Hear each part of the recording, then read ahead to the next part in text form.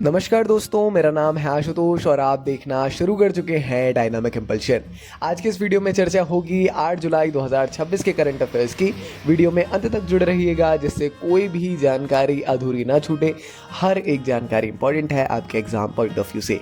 आइए हम शुरू करते हैं आज के इस वीडियो को पहली जानकारी के साथ।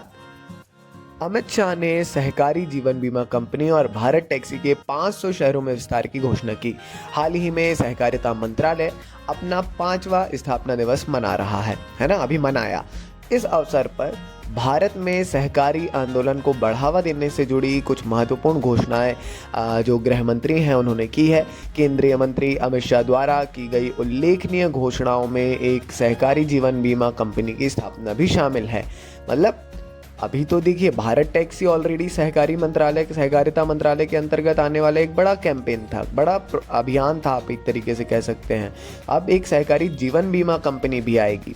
इसके अलावा अमित शाह जी ने कहा कि भारत टैक्सी ये जो प्लेटफॉर्म है ये 2 वर्षों में 500 शहरों में परिचालन शुरू कर देगा, है ना। तो क्या क्या हुआ है इसमें घोषणाएं? एक तो सहकारी जीवन बीमा कंपनी शुरू होगी, निकट भविष्य में 500 शहरों तक भारत टैक्सी का विकास, जैविक खेती के पहलू को बढ़ावा और प्राथमिक कृषि ऋण समितियों के माध्यम से उद्यमिता को बढ़ावा। सहकारिता मंत्रालय जब आया था तब समझा जा रहा था ये क्या है, मगर जब इसका पोर्टफोलियो स्वयं अमित शाह को दिया गया तो कहीं ना कहीं हम सभी के मन में विचार आया कि मतलब कुछ है ना, जिसमें शासन को बहुत ध्यान दे, मतलब शासन वर्तमान समय में बहुत ज़्यादा ध्यान दे रही है। बस यही हमारा जो सामने नज़र आ रही हैं चीज़ें धीरे धीरे। जबकि सोचिए अभी ये 5वां स्थापना दिवस है, तो अपने आप में एक बड़ा स्थापना दिवस के उपलक्ष्य में एक बड़ी घोषणाओं की कहीं ना कहीं वो की गई हैं। चलिए आगे बढ़ते हैं, देखते हैं अगली जानकारी। हाल ही में गुजरात ने दक्षिण कोरियाई तकनीक का उपयोग करके पहला वायु भरा रबर बांध बनाया है। वायु से भरा हुआ रबर बांध डैम है ना, रबर डैम, ये दक्षिण कोरियाई तकनीक है। इसकी उन्नत तकनीक से निर्मित पहले 2 वायु भरे रबर बांधों के विकास के साथ गुजरात राज्य आधुनिक जल संसाधन प्रबंधन की दिशा में पहला कदम बढ़ा रहा है। ये बांध छोटा उदयपुर जिले में हेरान नदी और तापी जिले में अंबिका नदी पर सिंचाई सुविधाओं को बेहतर बनाने, भूजल पुनर्भरण को बढ़ाने, जल का प्रभावी भंडारण करने और बाढ़ की समस्याओं को नियंत्रित करने के लिए स्थापित किए जाएंगे। इन नवाचारी बांधों में स्वचालित स्काडा SCADA प्रणाली लगाई जाएगी और ये सतत जल अवसंरचना में एक महत्वपूर्ण उपलब्धि का प्रतिनिधित्व करते हैं और राज्य के जो कई किसान हैं इससे लाभान्वित होंगे, ऐसी उम्मीद है।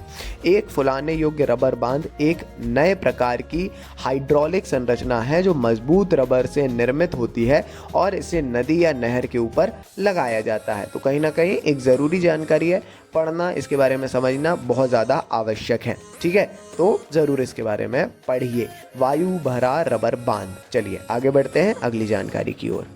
हाल ही में योगी सरकार ने जलालाबाद शहर का नाम बदलकर परशुरामपुरी रख दिया है। उत्तर प्रदेश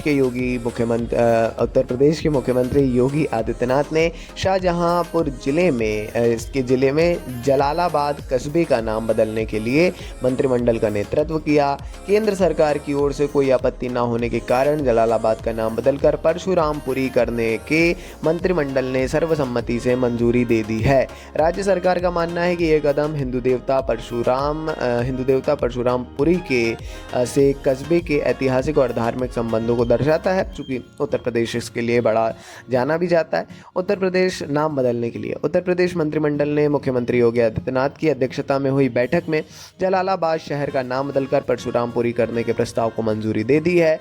उत्तर प्रदेश के वित्त मंत्री सुरेश कुमार खन्ना ने जानकारी देते हुए बताया कि केंद्र सरकार ने प्रस्ताव को मंजूरी दे दी, जिससे मंत्रिमंडल के निर्णय का मार्ग प्रशस्त हो गया। तो जलालाबाद बहुत जल्दी परशुरामपुरी हो जाएगा, कैबिनेट से मंजूरी मिल चुकी है। बड़ी जानकारी है क्योंकि कहीं ना कहीं वो नाम बदलने वाली जो बात है अपने मिक्स्ड ओपिनियन के लिए लोगों के जाने जाती है ना। चलिए आगे बढ़ते हैं, देखते हैं अगली जानकारी। ये भी जानकारी उत्तर प्रदेश से जुड़ी है, इवन मंत्रिमंडल से जुड़ी है। उत्तर प्रदेश मंत्रिमंडल ने 2 लाख करोड़ रुपए का निवेश आकर्षित करने के लिए AI रेडी डेटा सेंटर नीति 2026 को मंजूरी दी है। उत्तर प्रदेश के मुख्यमंत्री योगी आदित्यनाथ के नेतृत्व में मंत्रिमंडल ने उत्तर प्रदेश डेटा सेंटर नीति 2026 को मंजूरी दी। इस नीति का उद्देश्य उत्तर प्रदेश को वैश्विक डेटा सेंटर मानचित्र पर मजबूती से स्थापित करना और इसे हरित एवं AI सक्षम डेटा केंद्रों के लिए सबसे पसंदीदा स्थान बनाना है। इस नीति में 2 लाख करोड़ रुपए से अधिक का निवेश आकर्षित करने के साथ साथ डेटा सेंटर की क्षमता को 2 गीगावाट तक बढ़ाने और राज्य के डिजिटल बुनियादी ढांचे को बेहतर बनाने की परिकल्पना की गई है। उत्तर प्रदेश डेटा सेंटर नीति 2026 को उन्नत डेटा सेंटर अवसंरचना में पूंजी निवेश को बढ़ावा देने के लिए उत्तर प्रदेश की पहली प्रमुख नीति के रूप में तैयार किया गया है। ज़रूरी है इसके बारे में जानना। AI रेडी डेटा सेंटर नीति, सोचिए, मतलब फ्यूचर का सोचते हुए कहीं ना कहीं ये काम हुआ है। कहीं ना कहीं हम सभी के लिए एक इम्पॉर्टेंट जानकारी है करंट अफेयर्स की दृष्टि से। आइए आगे बढ़ते हैं, देखते हैं अगली जानकारी। अपॉइंटमेंट से जुड़ी हुई एक ज़रूरी जानकारी। हाल ही में संजीव जैन को उत्तर कोरिया में भारत का नया राजदूत नियुक्त किया गया है। संजीव जैन, जो कि भारतीय विदेश सेवा IFS अधिकारी हैं, इन्हें नॉर्थ कोरिया में भारत का नया राजदूत नियुक्त किया गया है। ज़रूरी हो जाता है नॉर्थ कोरिया की कोई भी न्यूज़ अगर आ रही है, वो भी भारतीय राजदूत नियुक्त हुए हैं। तो विदेश मंत्रालय ने 6 जुलाई को इसकी घोषणा सार्वजनिक की। जैन काबो वर्डे में भारत के राजदूत के रूप में अपना वर्तमान कार्यकाल पूरा करने के तुरंत बाद इन्हें नए राजनयिक पदभार को वो ग्रहण करेंगे। इनकी घोषणा हुई और ये 2008 बैच के IFS अधिकारी हैं, है ना। तो मंत्रालय के बयान के अनुसार जैन की नियुक्ति उनकी राजनयिक औपचारिकताओं के पूरा होने के बाद हुई है और वह कुछ ही हफ्तों में अपना नया पदभार ग्रहण भी कर लेंगे। ये ध्यान रखने वाली बात है। उत्तर कोरिया में भारतीय दूतावास है ना, एम्बेसी है और एम्बेसडर हैं संजीव जैन। बड़ी बात है, इंपॉर्टेंट जानकारी है। चलिए आगे बढ़ते हैं, देखते हैं अगली जानकारी। जकार्ता यात्रा के दौरान PM मोदी को इंडोनेशिया का सर्वोच्च नागरिक सम्मान बिटांग आदिपूर्णा प्राप्त हुआ।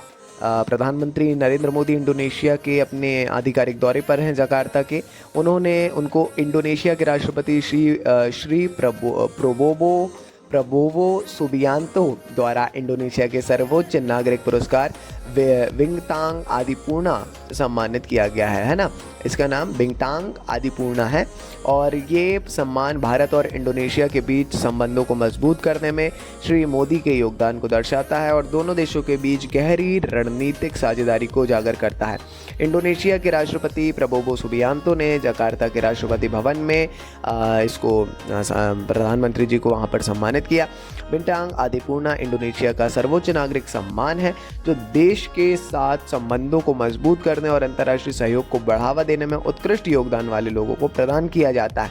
जाहिर तौर पर प्रधानमंत्री नरेंद्र मोदी को यह दिया गया है, अच्छी बात है, इंपॉर्टेंट जानकारी है। बीते समय से मतलब जहाँ पे भी जा रहे हैं उनको कोई ना कोई सम्मान ज़रूर प्राप्त हो रहा है प्रधानमंत्री जी को, है ना। चलिए, तो करंट अफेयर्स की दृष्टि से कहीं ना कहीं ये ज़रूरी हो जाता है। बाकी ये थी आज के इस वीडियो की अंतिम जानकारी। अपन मिलते हैं अगले वीडियो में ऐसी ढेर सारी जानकारियों के साथ बहुत जल्दी।